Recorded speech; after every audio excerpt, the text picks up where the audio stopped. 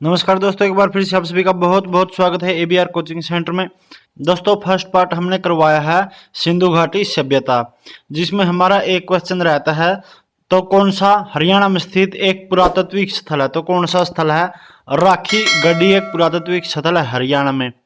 आज हम बात करेंगे प्राचीन इतिहास का सेकंड पार्ट, जो कि वैदिक काल है, जिसमें फर्स्ट हमारा है आर्य, जो पूर्व आर्यों के साथ अपने संघर्षों में सफल हुए, क्योंकि वे घोड़े द्वारा संचालित जो कि रथ होते थे उनका प्रयोग करते थे। आर्य जनजाति की सबसे प्रारंभिक बस्तियां कहां पर थी? तो सप्त सिंधु पर थी सबसे प्रारंभिक बस्तियां आर्य जनजातियों की। भारत में वैदिक सभ्यता कौन सी नदी के किनारे फली फूली है? तो सरस्वती नदी के किनारे फली फूली है भारत की वैदिक सभ्यता। बात करते हैं हम वैदिक सभ्यता में एक चरण में राजा को गोपति कहा जाता था, जिसका क्या अर्थ है? मवेशियों का स्वामी। क्या अर्थ होता है गोपति का? मवेशियों का स्वामी। बात करते हैं रावी नदी का ऋग्वैदिक नाम क्या है? तो पुरुषनी ऋग्वैदिक नाम है रावी नदी का। बात करते हैं तुंगभद्रा नदी का प्राचीन नाम। तो क्या नाम है? पंपा नाम है तुंगभद्रा नदी का प्राचीन नाम। प्राचीन भारत में किस विवाह को वैध नहीं माना जाता है? तो गंधर्व विवाह को वैध नहीं माना जाता था प्राचीन भारत में। वैदिक आर्यों का मुख्य भोजन क्या था? दूध और दूध से बने पदार्थ है जो वैदिक आर्यों का मुख्य भोजन था। आयु के आरोही क्रम में आर्य समाज में मनुष्य के जीवन के कौन से चरण हैं? तो ब्रह्मचर्य, गृहस्थ, वानप्रस्थ और संन्यास, ये जो है आयु के आरोही क्रम में आर्य समाज के मनुष्य के जीवन के चरण हैं। बात करते हैं प्राचीन भारतीय दर्शन के अनुसार पुरुषार्थ या जीवन के चार उद्देश्य क्या हैं? तो जीवन के चार उद्देश्य हैं धर्म, अर्थ, काम और मोक्ष। बात करते हैं नेक्स्ट नंबर 11 की। तो वैदिक काल में महत्वपूर्ण देवताओं का सही समूह क्या है? तो सही समूह कौन सा है? अग्नि, इंद्र और सोम। कौन सा वेदांग नहीं है? तो पूर्व मीमांसा जो है वो एक वेदांग यानी कि वेद का अंग नहीं है। बात करते हैं वेद, उपनिषद, पुराण और धर्म सूत्र सभी किस भाषा में लिखे गए हैं? तो सभी संस्कृत भाषा में लिखे गए हैं। वेद, उपनिषद, पुराण, धर्म सूत्र। भगवान सूरदास ने अपने लेखक में किस भाषा का प्रयोग किया है? तो ब्रज भाषा का प्रयोग किया सूरदास ने। आर्यों द्वारा किस शिल्प कौशल का अभ्यास नहीं किया गया? तो लोहार कौशल जो है उसका अभ्यास नहीं किया गया है।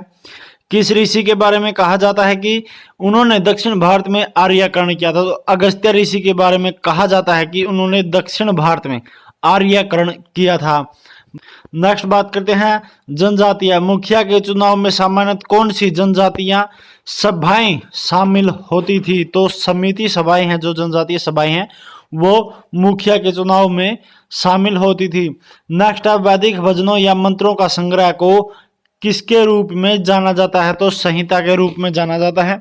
नेक्स्ट बात करते हैं भारत की जाति व्यवस्था किसके लिए बनाई गई है? तो श्रम व व्यावसायिक विभाजन के तौर पर भारत की जाति व्यवस्था बनाई गई है। प्राचीन भारत में लोगों को कितने वर्णों में विभाजित किया गया? तो 4 वर्णों में विभाजित किया गया था। 4 ज्ञात वर्णों में से कौन सा वर्ण प्रथम स्थान पर? तो ब्राह्मण वर्ण है जो प्रथम स्थान पर है। वैदिक लोगों द्वारा सर्वप्रथम किस धातु का प्रयोग किया गया था? तो वैदिक लोगों द्वारा सर्वप्रथम तांबा धातु का प्रयोग किया गया था। बात करते हैं कौन सी फसल के बारे में वैदिक लोगों को पता नहीं था? तो जौ और तंबाकू के बारे में वैदिक लोगों को पता नहीं था। वैदिक काल में राजा लोगों से जो कर वसूल करते थे उसे क्या कहते थे? तो उसे बलि कहा जाता है। बात करते हैं वेद शब्द का क्या अर्थ है? तो वेद शब्द का अर्थ है ज्ञान। यज्ञ के सूत्र किस वेद में है? तो यजुर्वेद में है यज्ञ के सूत्र। भारतीय संगीत की उत्पत्ति का पता किस वैदिक संहिता से लगाया जा सकता है? तो सामवेद से लगाया जा सकता है भारतीय संगीत की उत्पत्ति का पता। बात करते हैं नेक्स्ट, इसमें चारों वेदों में से सबसे प्राचीन वेद कौन सा है? तो ऋग्वेद है जो सबसे प्राचीन वेद है। कौन सा वेद प्रारंभिक वैदिक युग की सभ्यता के बारे में जानकारी प्रदान करता है? तो ऋग्वेद जानकारी प्राप्त करता है प्रारंभिक वैदिक युग की सभ्यता के बारे में। नेक्स्ट है इसमें रुद्र शब्द का प्रारंभिक स्रोत किस वेद में कहा जाता है? तो किस वेद को कहा जाता है? ऋग्वेद को कहा जाता है। ऋग्वेद के सबसे प्रमुख देवता कौन है? तो इंद्रदेव हैं जो ऋग्वेद के सबसे प्रमुख देवता हैं। ऋग्वेद को कौन सा मंडल पूरी तरह से सोम को समर्पित है? तो 9वां मंडल है जो पूरी तरह से सोम को समर्पित है।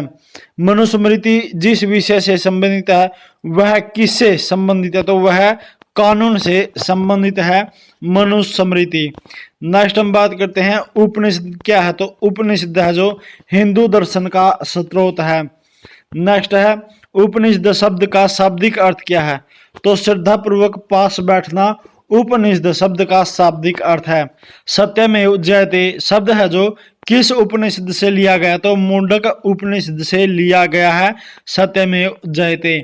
वैदिक गणित का सबसे महत्वपूर्ण पाठ क्या है? तो 16वां सूत्र है जो वैदिक गणित का सबसे महत्वपूर्ण पाठ है। किसको वेदांत भी कहा जाता है? तो उपनिषदों को वेदांत भी कहा जाता है, यानी कि वेदों का अंत भी कहा जाता है। वेदांगों यानी कि वेद के अंगों की कुल कितनी संख्या? तो 6 संख्या है वेदांगों की। वेदांगों के संदर्भ में कौन अनुष्ठान को दर्शाता है? तो कौन दर्शाता है? कल्प है जो वो अनुष्ठान को दर्शाता है। किस वैदिक ग्रंथ में पहली बार पूर्वी और पश्चिमी समुद्रों का उल्लेख किया गया है? तो किस ग्रंथ में किया गया है? शतपथ ब्राह्मण ग्रंथ में जो वैदिक ग्रंथ है उसमें पहली बार पूर्वी और पश्चिमी जो समुद्र है उनका उल्लेख किया गया है। कौन सा वेद वेदत्रयी का हिस्सा नहीं है? तो अथर्ववेद है जो वेदत्रयी का हिस्सा नहीं है। किस वेद में जादुई माया और मंत्र दिए गए हैं? तो अथर्ववेद में जादुई माया और मंत्र दिए गए हैं। नचिकेता और यम के बीच जो प्रसिद्ध संवाद हुआ था उसका उल्लेख किस उपनिषद में मिलता है? तो कठोपनिषद में मिलता है नचिकेता और यम के बीच का प्रसिद्ध संवाद। बात करते हैं हिंदू पौराणिक कथाओं के संदर्भ में कौन सा भगवान विष्णु के 10 अवतारों में से एक नहीं है? तो गरुड़ अवतार है जो वो 10 अवतारों में से एक नहीं है। वैशेषिक दर्शन के प्रतिपादक कौन है? तो कणाद जो हैं वैशेषिक दर्शन के प्रतिपादक हैं। बात करते हैं तोलकापियर कौन सी भाषा के एक प्रसिद्ध प्राचीन व्याकरणविद हैं? तो तमिल भाषा के व्याकरणविद हैं तोलकापियर। सांख्य दर्शन शास्त्र स्कूल की स्थापना किसके द्वारा की गई है? तो कपिल के द्वारा सांख्य दर्शन शास्त्र स्कूल की स्थापना की गई है। कामसूत्र मूल रूप से 3री शताब्दी में भारतीय ऋषि कौन थे जिनके द्वारा संकलित किया गया और जो उत्तरी भारत में रहते थे? तो वात्स्यायन थे जो उनको द्वारा कामसूत्र मूल रूप से 3री शताब्दी में भारतीय ऋषि द्वारा संचालित किया गया है। और कहाँ पे रहते थे? उत्तरी भारत में रहते थे। इंडोनेशिया में उस मंदिर का नाम बताइए जहां रामायण और महाभारत के दृश्यों को दर्शाया गया है।